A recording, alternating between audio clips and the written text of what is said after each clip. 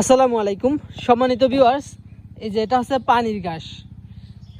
তার প্রমাণ হলো এই যে এই পাশে দেখুন আমার ধানের জমি। ধান অলরেডি বের হয়ে গেছে অল্প কিছু। এই যে নিচে হচ্ছে পানি, আমি যদি হাত দিয়ে দেখাই, এই যে পানির ভিতরে এই যে আজকে আমরা কিছু ঘাস কেটে নিলাম গরুকে খাওয়ানোর জন্য। এই যে জার্মান হোয়াইট হাইব্রিড ঘাস, এটা আজকেই কেটে নিলাম কিছুক্ষণ আগে। আর এই যে এটা হচ্ছে একটা ডোবা, ছোট পুকুর আর কি। এটা হচ্ছে পুকুরের পাড়, আর এটা হচ্ছে পুকুরের ভিতরে আমরা এই পুকুরের ভিতরে চাষ করি নেই, পুকুরের সাইডে মূলত এই যে যেগুলো কাটা হচ্ছে এটা হচ্ছে পুকুরের পাড় একটা সাইড। এই সাইডে লাগানো হয়েছিল।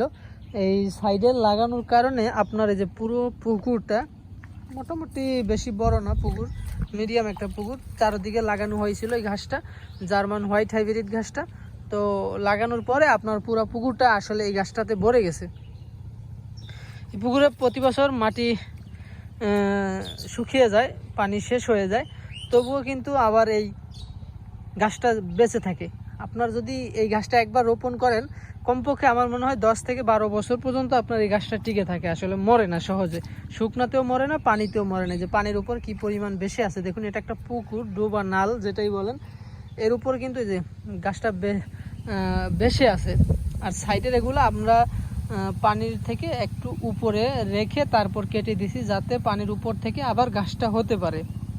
আর যখন আপনার শুকনা মৌসুম